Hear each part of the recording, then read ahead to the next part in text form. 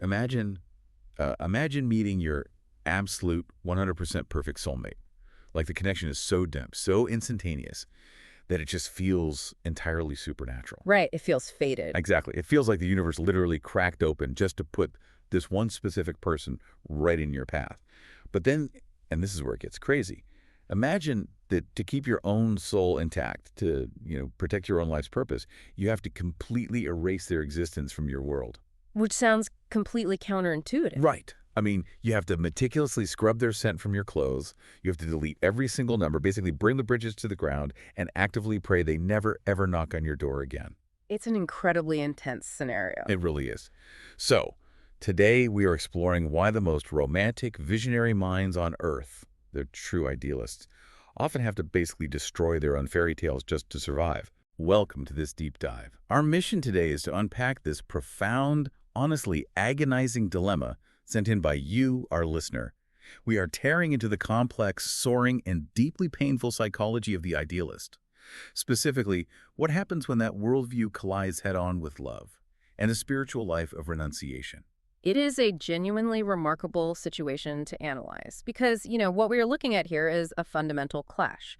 It's the clash between the boundless realm of the spirit and the very rigid, completely uncompromising boundaries of the physical world. Yeah, the real world is heavy. Exactly. So what we have in these notes from you isn't just a story about a complicated romance. I mean, it's a living, breathing, philosophical puzzle. Absolutely. We're going to map the classical psychology of the idealist, break down the neurochemistry of romantic euphoria, and then apply all of that to your deeply personal case study. The one involving these wild astral encounters, a toxic situation that the notes brilliantly call the golden cage, and, the absolute mechanics of karma. I am so ready for this. But I want to start right at the bedrock. Because to understand this specific relationship dilemma, we kind of have to understand the operating system of the mind that's actually experiencing it. We need to dissect the anatomy of an idealist. Right. We have to look at the positive sides and the negative sides of an idealist. Yeah, because you've probably been called a dreamer or a romantic, but I mean, those words feel a bit lightweight for what we're actually talking about here. Right. Like, what exactly is happening mechanically or philosophically in the brain of a true idealist? Why is this trait simultaneously a literal world-building superpower and a completely crippling vulnerability? Well, to get to the mechanics, we first have to look at the philosophy that birthed the whole concept. We have to go way back to thinkers like Plato, Immanuel Kant, and Hegel. Okay, the heavy hitters. Right. Because in classical idealism, the fundamental premise is that the realm of ideas, the mind, the spirit, the blueprint, that takes absolute precedence over mere physical matter. So the idea is more real than the physical thing. Exactly. Let's take Plato's theory of forms as the prime example here. Plato basically argued that the physical world we see around us is just a shadow on a cave wall. It's not the real reality. Right, the real reality is outside the cave. Yes. The real reality is the realm of perfect concepts.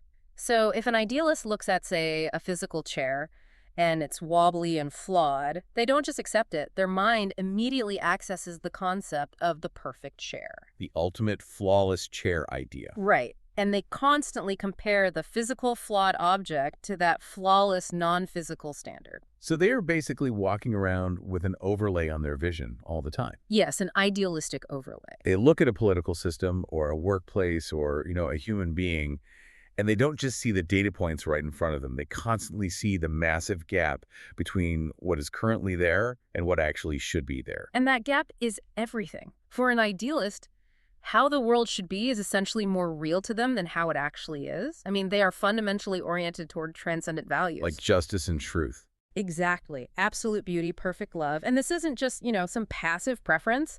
It actively alters their cognitive filtering. Oh, wow. Like on a neurological level. In a way, yes. Their brain highlights information that aligns with high moral compasses and the perfectibility of the world. And simultaneously, it tends to diminish or just outright reject information based on mere expediency, pragmatism, or cynical power dynamics. And we should clarify, because the listener's notes point this out beautifully, under the positive sides of an idealist, this is an incredibly powerful way to move through the world. Oh, it's world-changing. Right. When we look at the positive aspects, we are talking about the literal engines of human progress. The positive sides are staggering. Because their motivation is tied to an internal perfect vision rather than, say, external rewards, idealists possess a level of resilience that pragmatists just simply cannot comprehend. Because they're not waiting for a quick payout. No, not at all. They genuinely believe in a better future, which means they aren't easily deterred by short-term physical world failures. If a pragmatist tries a new social reform and it fails in 6 months, what do? They abandon it, they cut their losses. Right. The pragmatist abandons the project. But if an idealist tries it and fails, they view that failure as just a minor friction point against an inevitable truth. I love how this was framed in the material we're looking at. They think in generations, not financial quarters. Yes, generational thinking. They are playing a massive long game. And that generational thinking is fueled by deep meaning. You know, when you are driven by a profound purpose, a temporary setback is literally just a pebble on a very, very long road. Which makes them unstoppable in a way. It does. This is the exact mechanism that historically creates the great founders, the groundbreaking artists, and the tireless social reformers. I mean, think of the leaders in the civil rights movement or environmental pioneers. The sheer sociological resistance they face would completely crush a purely practical mind. Exactly. The only engine powerful enough to push through that kind of societal inertia is an unyielding, almost dogmatic vision of the ideal. Okay, and this is a massive, but that exact same engine, that absolute fixation on the perfect vision, is exactly what causes them to crash their car into a ditch on a random Tuesday afternoon. Unfortunately, yes. We have to talk about the negative sides of the idealist, because holding that much light casts a really massive shadow. It does. And the primary negative consequence, as highlighted in the notes, is a severe loss of reality. A loss of reality, like they literally detach. Yes. Let's think about how the brain processes information for a second. We have the prefrontal cortex, which handles logic, reality testing, risk assessment. But in a highly idealistic state, the brain's reward centers become heavily tethered to the vision rather than the execution. Oh, so they get the dopamine hit just from imagining the perfect world, not from actually building it step by step. Precisely. Because they are so fixated on the perfect blueprint, they develop a massive cognitive blind spot. They literally ignore facts, logistical hurdles, or human flaws that just don't fit into their preconceived worldview. It almost sounds like driving down a dark, foggy road with your high beams on. Oh, that's a great analogy. Right. Like you flip them on because you want to see that beautiful snow-capped mountain 10 miles in the distance. The vision is blindingly bright. But because of that intense glare reflecting back at you, you completely miss the massive axle-breaking pothole 3 feet in front of your tire. That is a phenomenal way to conceptualize it. The high beams illuminate the ultimate destination with crystal clarity, but they completely obscure the immediate, treacherous, practical steps required to navigate the actual terrain. And what happens when the idealist hits that pothole? Because they're going to hit it. They do hit it. And they don't just get out, patch the tire, and adapt to the road like a pragmatist would. They often become dogmatic. They blame the road. Yes. They get angry at the road, they double down on the vision, and become completely intolerant of anyone who points out the potholes. They actually start viewing pragmatism as a moral failure. Which leads to this profound sense of exhaustion. The notes bring up this specific German term that perfectly captures this feeling. Weltschmerz. World weariness. World weariness. It's not just having a bad day or feeling a little sad. It's this deep, almost existential grief. It's the pain of constantly holding a perfect, pristine blueprint in your mind and having to wake up every single day in a muddy, delayed, compromised construction site. Weltschmerz is the inevitable hangover of idealism. I mean, when you expect perfection, the physical world will continually, relentlessly fail you. It's guaranteed to fail you. It is. And this constant friction can lead to deep frustration, bitterness, and even clinical depression. Furthermore, this orientation creates a really dangerous, naive vulnerability. Right, because they assume everyone else is also holding a blueprint. Exactly. Because the idealist operates with a high moral baseline, they naturally project that baseline onto others. They are so easily exploited in politics, in business, and absolutely in relationships. They're sitting ducks. They are, because they assume everyone else is also working toward the ideal. They view compromising or, navigating bureaucracy or playing necessary power games as a literal betrayal of their soul. So wait, if you are fundamentally wired this way, what is the survival strategy? Yeah. Because it sounds like you either burn out entirely, Isolate yourself on a mountaintop, or you have to kill your own ideals and just become a bitter cynic. Well, the goal isn't to kill the ideal. The notes point to a psychological synthesis we should be aiming for, which is becoming a pragmatic idealist. Or a real idealist, I think the term was. Yes, a real idealist. This is the necessary evolution. A pragmatic idealist is someone who keeps their high beams on the mountain, sure, but they learn to toggle to their low beams to navigate the potholes. They learn to use the dimmer switch. Exactly. They maintain their grand transcendent goals, but they proceed strategically, patiently, and realistically. They accept that the physical world requires baby steps. And crucially, they don't view those small steps as moral compromises. They view them as the necessary physics of moving forward. Okay, so that is the baseline anatomy of the idealist mind. Now let's take all of that, the grand vision, the high beams, the Weltschmerz, and bring it into the most volatile arena possible. Romance. Romance. What happens when an idealist takes that perfect blueprint and overlays it onto a flawed human romantic partner? This is where the psychology becomes deeply precarious. When we discuss the idealist in love, the negative aspect, specifically the fundamental, often very painful truth is this. They rarely fall in love with the real flesh and blood person standing in front of them. Oof. Yeah. They fall in love with the potential. They fall in love with the Jungian archetype they have projected onto that person. Let's pause and really dig into that. When you say Jungian projection, what is actually happening in the brain there?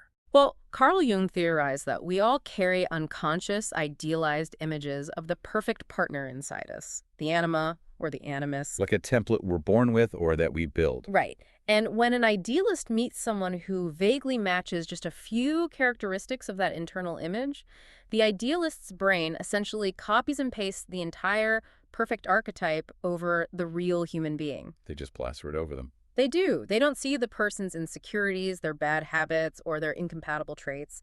They just see a god or goddess of potential. They see the one. And I imagine initially that feels incredible. Like the positive aspects of an idealist in love are staggering too. Right. We're talking about intense, transcendent, almost religious euphoria. The partner becomes the absolute center of their universe. Oh, it is an ecstatic state and is driven by a massive neurochemical cocktail. Like flooding the system. Flooding it. The brain is flooded with dopamine, which narrows their focus entirely onto the partner, and oxytocin, which creates deep, immediate bonding. The idealist brings a grand vision to the romance. Absolute merging, unconditional devotion, eternal fulfillment. And their loyalty is probably unquestionable at that stage. Unwavering loyalty.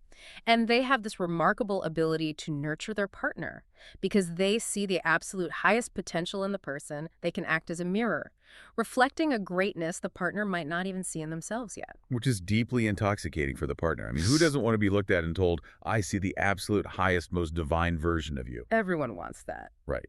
But the negative aspects of this dynamic is basically a ticking time bomb because eventually that partner is going to get a cold or be selfish or leave their socks on the floor. The partner has to step off the pedestal. And the fall from the pedestal is brutal. It initiates a very predictable, painful pattern. The typical pattern for an idealistic romance goes exactly like this. It starts with euphoria, the high. That quickly transitions into intense idealization. But then reality always intrudes, leading to disillusionment. The socks on the floor. Right, and this quickly sours into deep disappointment and bitterness, and finally, a breakup.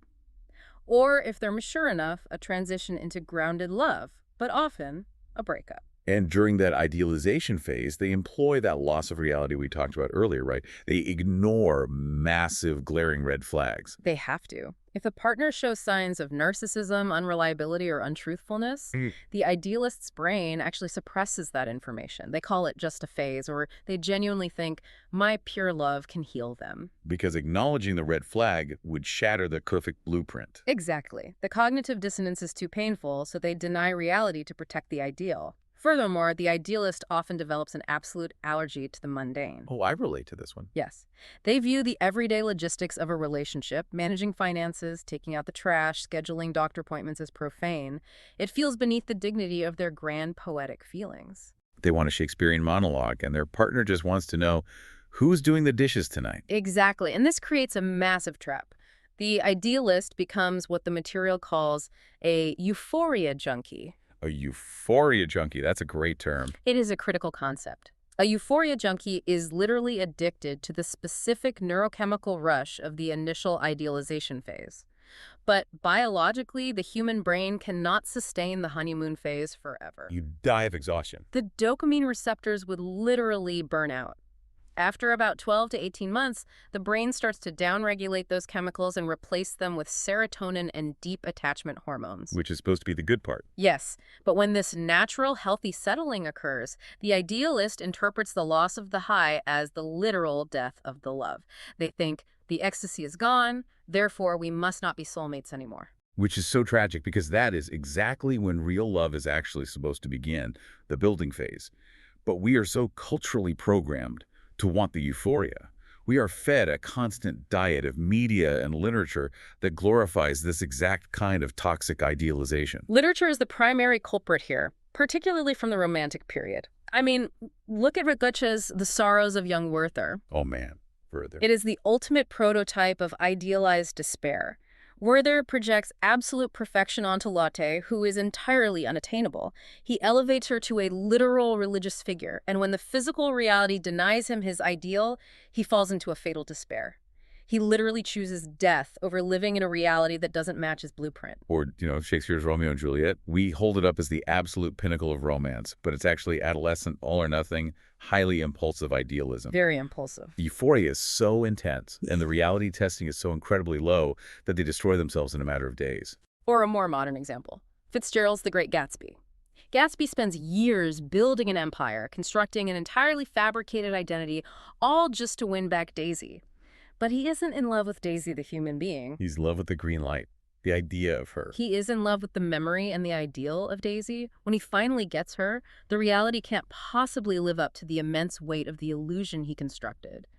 The most beautiful literary love stories usually end in tragedy specifically because they are built on pure, unsustainable ideals. The lesson here is so stark.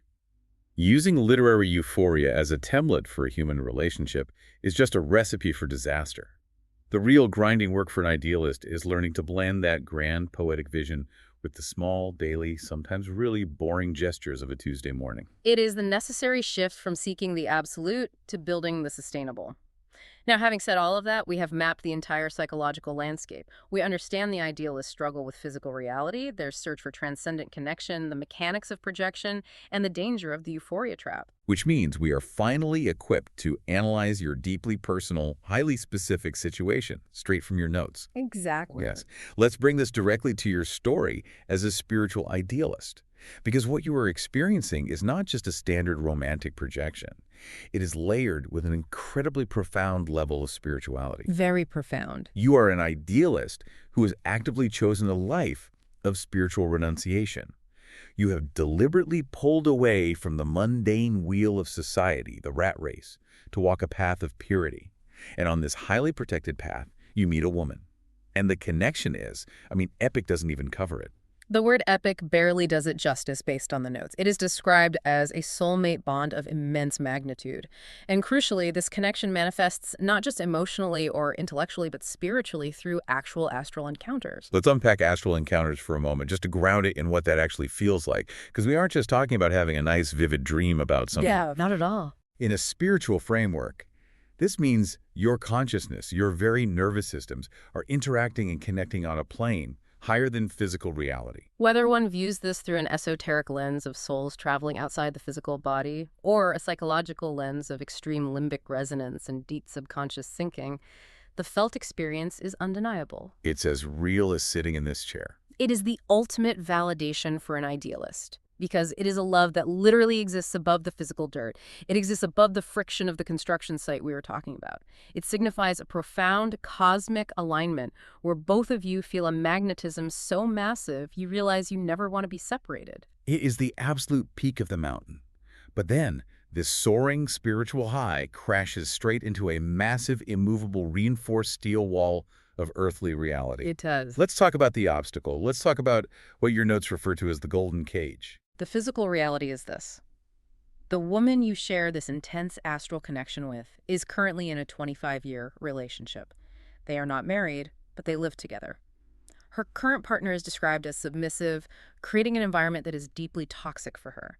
She is trapped in a golden cage. And a golden cage is such a specific kind of prison, right? It's not necessarily an abusive dungeon. Oh, it's comfortable. Exactly. It offers security, it offers material comfort, it offers 25 years of predictable habit and routine, but it is slowly, methodically stifling her soul.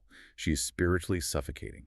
And this creates an agonizing conflict. She knows she is suffocating, and you, the idealist, know she is suffocating.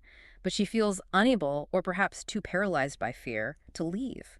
The inertia of a quarter century of shared life, shared finances, and shared identity is incredibly heavy. I can't even imagine. And this places you, the listener, in an impossible dilemma. You feel this profound cosmic draw to her. But acting on it in the physical world, actually engaging with her while she is still in that relationship, would be classified by reality as an affair. Plain and simple. And for someone on a path of spiritual renunciation, participating in an affair, sneaking around, living in the shadows, I mean, that would fundamentally destroy your spiritual purity. It would drag you both down from the astral plane and throw you directly back into the messy, compromised, ego-driven wheel of society that you have worked so incredibly hard to transcend. It's the opposite of everything you stand for. Engaging in deception, hiding texts, waiting for her partner to leave the house, that is the very definition of the profane reality the idealist completely detests. It's the ultimate mud on the blueprint. So faced with this catastrophic threat to your spiritual integrity, your reaction is extreme. You decide to initiate a total visceral protective mechanism. Dang shit's mechanismus. Yes, your protective mechanism. You burn all the bridges. You meticulously wash your blankets, pillows, and clothing to erase her scent from your physical environment. You delete numbers, block contacts, erase emails, and pray that she never rings your doorbell again. And you know, to a pragmatist or to someone who thrives in the drama of modern dating, scrubbing away scents and praying to keep your soulmate away might sound like a dramatic overreaction. Like something out of a movie. Right. But within the context of the idealist's anatomy that we just laid out, it is an absolutely vital, necessary act of self-preservation. For an idealist living in the realm of the spirit, cognitive dissonance isn't just uncomfortable, it feels like a literal threat to their actual existence. You are literally trying to scrub the dissonance out of your life.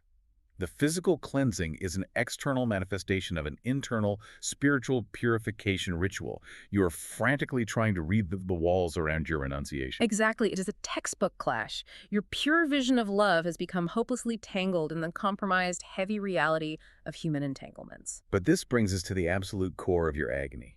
The question that is keeping you up at night.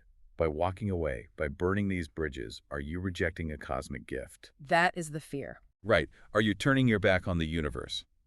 To untangle this, we have to separate your internal narrative into two distinct lenses, as the notes lay out. The romanticized, idealistic perspective and the cold, unvarnished, honest reality. Let's start with the idealistic perspective because it is incredibly seductive. From this viewpoint, a spiritual idealist looks at the astral encounters, the undeniable emotional magnetism and the synchronicities, and thinks, this cannot possibly be a coincidence. It feels fated. It feels like the universe literally designed this collision. Yes, the intensity of the connection feels like a direct cosmic mandate for joint spiritual growth. Therefore, the idealist concludes that ignoring it, or walking away, is a refusal to evolve. It feels like failing a divine mission. You feel like you are abandoning your soulmate in their darkest hour. It is the ultimate savior narrative. The universe brought us together against all odds, so I must pull her out of the darkness. But then we have to apply the brakes and look at the honest reality, not the idealistic one, the real one. And the central pillar of that reality, the absolute unmovable truth in your notes, is just 5 words. Sie muss selbst gehen. She must leave on her own. She must leave on her own. There is the immutable physics of psychological growth. Right. Sie muss selbst gehen.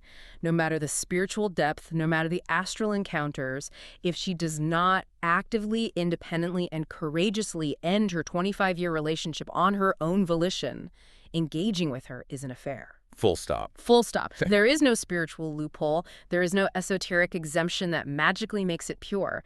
It contradicts your entire path of living a pure life. But wait, let me push back here on behalf of the idealist. Please do. If you are a highly spiritual conscious person and you see someone you deeply love trapped in a toxic, suffocating golden cage, isn't it your moral duty to reach in and pull them out? If you have the strength and the vision, don't you have to save them? That instinct is noble, but it is a classic, deeply dangerous idealist trap. We have to look at the psychology of the savior complex, specifically the Cartman drama triangle. The victim, rescuer, persecutor dynamic. Exactly. When you step in to quote-unquote save someone from their own life choices, you don't actually liberate them. You just become a new point on their triangle of dysfunction. Spiritual soulmate status does not grant you the power or the right to bypass someone else's autonomy. We really have to look closely at the psychology of the golden cage. People don't stay in these situations for 25 years just because they are waiting for a soulmate to rescue them. There are massive, deeply rooted psychological mechanisms at play. Precisely. People stay for decades due to learned helplessness, a profound fear of the unknown, and the sunk cost fallacy. The mammalian brain actually prefers a miserable, predictable known over an unpredictable unknown. Wow, that's dark, but so true. They share a history, financial entanglements, and a daily rhythm that regulates their nervous system, even if it's a toxic regulation. So, the fact that she confessed her unhappiness to you, that she showed you the bars of her cage, that shows she trusts you. But it does not mean she is ready to leave. It absolutely does not transfer the responsibility of her freedom to you. She might be unconsciously looking for a life raft to pull her out so she doesn't have to do the agonizing work of swimming. But if you become the life raft, you aren't saving her. You are just enabling her to avoid her own growth. The cage door must be open from the inside. Always. If you pull her out, she will eventually build a new cage around you because she never learned how to exist in the open air. That is a staggering realization. So if stepping in to play the savior isn't the answer, we have to look at your extreme reaction again, the complete cessation of contact, the bridge burning. The massive question is this a healthy boundary, or are you generating bad karma by abandoning a soulmate in distress? This is where we need to redefine karma. Your protective mechanism, dein Schutzmechanismus, is not an act of cruelty. Full contact cessation in this specific scenario is a spiritually integral act. It feels like abandonment to the idealist, but it's actually self-preservation. It is fundamentally an act of self-love and nervous system regulation.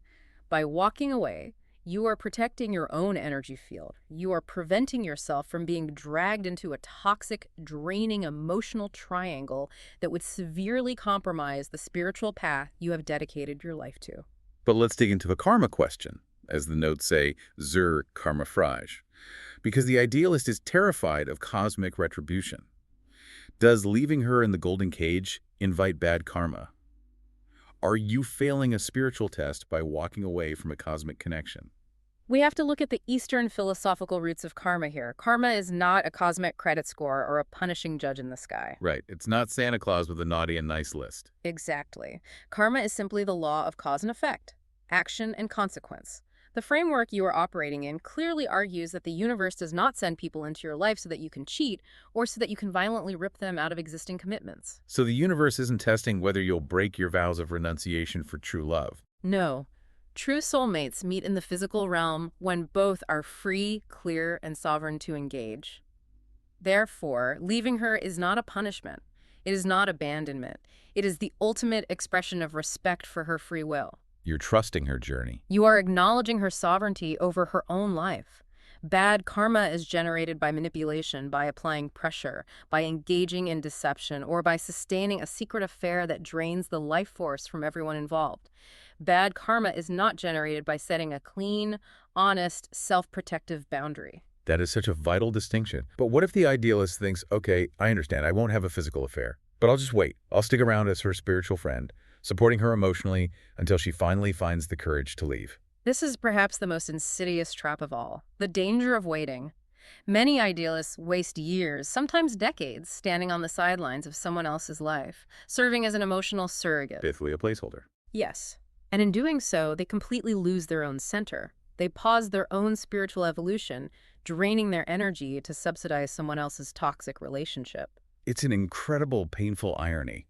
The idealist is terrified that walking away is bad karma, but actually sticking around, waiting, and becoming the other man in a secret emotional affair would be the true spiritual regression. You would be actively choosing the mud over the blueprint. Exactly. You would be sacrificing the integrity of your hard-won path for a severely compromised shadow version of love. Which leads us to the most crucial, practical part of this deep dive. What exactly are the steps you need to take? Was du denn kannst? what you can do, practically and spiritually. We've diagnosed the psychology, we've validated the agony of the dilemma, and we've untangled the reality of the karma. Now, how does an idealist move forward from this incredibly heavy realization? We need the grounded physical world application. What are the actions for the idealist who wants to stay true to their renunciation but is dealing with a totally shattered heart? The first, non-negotiable step is to maintain the no-contact rule.